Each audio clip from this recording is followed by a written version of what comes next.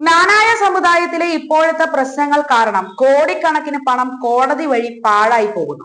സമുദായത്തിലെ പ്രശ്നങ്ങൾക്ക് കാരണക്കാർ സമുദായക്കാർ തന്നെയാണ്. അതിലാരെയും കുറ്റം പറഞ്ഞിട്ട് കാര്യമില്ല. ഒരു മെത്രാൻ മാത്രം ഉണ്ടായിരുന്ന ഈ സമുദായത്തിൽ ആവശ്യമില്ലാതെയും ഭരണഘടനയിൽ വേണ്ട ഭേദഗതികൾ വരുത്താതെയും 3 സഹായ മെത്രാന്മാരെ എടുത്തു വെച്ചതാണ് പ്രശ്നങ്ങൾക്കെല്ലാം തുടക്കം. ഇന്ന് അവരുടെ അധികാര വടംവലിയുടെ ഫലമായി വളരെ സങ്കീർണമായി 70-ൽ പരം കേസുകൾ വിവിധ കോടതികളിൽ നിലനിൽക്കുന്നു.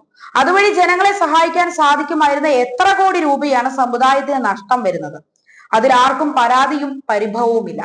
അസോസിയേഷനിൽ കൂടി തെരഞ്ഞെടുത്തു വിട്ട അമേരിക്കൻ സഹായം എത്രാൻ അനാവശ്യമായി സമുദായത്തെ വിഭജിച്ച അധികാരം സ്ഥാപിച്ചെടുക്കാൻ വന്നതിന്റെ പരിണിത ഫലമായിട്ടാണ് ലക്ഷക്കണക്കിന് അമേരിക്കൻ ഡോളർ, അത് രൂപ കണക്കിൽ പറഞ്ഞാൽ കോടികൾ കേസിനായി ചെലവായത്. അതിനൊരു ഉദാഹരണമാണ് ഫിലാഡൽഫിയ പള്ളിക്കേസിൽ സഹായം എത്രാനെ തോൽപ്പിച്ച് പള്ളി തിരിച്ചു പിടിക്കാൻ ചെലവായത്. ഈ പണം വെറുതെ നഷ്ടം വന്നതല്ലേ? അനീതി കണ്ടാൽ അത് നമുക്കല്ലല്ലോ എന്ന് സ്വയം ആശ്വസിക്കാനല്ലാതെ അനീതിക്കെതിരെ ശക്തമായി പ്രതികരിക്കാൻ കഴിയാത്ത സ്വാർത്ഥരായ ജനങ്ങളുള്ള സമൂഹമാണ് നമ്മുടേത്. നാം അറിയുന്നില്ല അനീതി പ്രവർത്തിക്കുന്നവന്റെ അടുത്ത ഇര ഞാനായിരിക്കും എന്ന പ്രപഞ്ച സത്യം. അനീതിക്കാരനെ അധികാരത്തിൽ കയറ്റിയിരുത്തിയിട്ട് അവിടെ ഇരുന്ന് എന്ത് തോന്നിയാസം കാണിച്ചാലും അതിനെ എതിർക്കാൻ സമുദായക്കാർക്ക് മടിയാണ്, പേടിയാണ്. കുപ്പായമോ തൊപ്പിയോ ഉള്ളവരാണെങ്കിൽ ചിലർക്ക് അവരുടെ ഉഡായിപ്പ് ശാപത്തെ പേടിയാകും.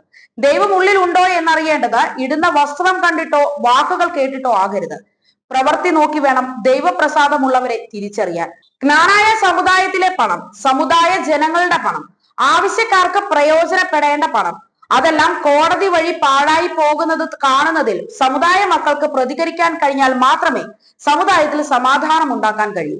സഹായ മെത്രാന്മാർ ഇല്ലാത്ത അധികാരത്തിന് വേണ്ടി ഉണ്ടാക്കുന്ന പ്രശ്നമാണെന്ന് ജനം മനസ്സിലാക്കി പ്രശ്നങ്ങൾക്ക് പരിഹാരം ഉണ്ടാകുന്നത് വരെ സഹായ മെത്രാന്മാരെ പള്ളികളിൽ വിളിക്കരുത് എന്ന് ജ്ഞാനായ ജനങ്ങൾ തെരഞ്ഞെടുത്തു വിട്ട പ്രതിനിധികൾ കൂടിയിരുന്ന് ജ്ഞാനായ അസോസിയേഷനിൽ തീരുമാനിച്ചു. എന്നിട്ടും അത് മനസ്സിലാക്കി പ്രവർത്തിച്ചു കാണിക്കാൻ സമുദായ ജനങ്ങൾക്ക് കഴിയുന്നില്ല. ഇവിടെയാണ് സമുദായ മക്കൾ അവരെ തന്നെ തോൽപ്പിക്കുന്നത്. സമുദായ മക്കളുടെ വോട്ടും പണവും കൊണ്ട് കേസും കൊടുത്ത് സുഖിച്ചു ജീവിക്കുന്ന സഹായം എത്രാനും മറ്റും സമുദായ മക്കളുടെ മുന്നിൽ വിജയികളായി നിൽക്കുന്നു. ഇതിനൊക്കെ ഒരവസാനം ഉണ്ടാവണ്ടേ? ജനം മുന്നിട്ടിറങ്ങിയാൽ സമാധാനം ഉണ്ടാക്കാം. സമുദായത്തിൽ സഹായ മെത്രാന്മാർ കാണിക്കുന്ന ദ്രോഹങ്ങൾക്കെതിരെ ജനം അവരെ നമ്മുടെ പള്ളികളിൽ ഉപരോധിക്കണം. അവരെ പള്ളികളിൽ കയറ്റാൻ അനുവദിക്കരുത്.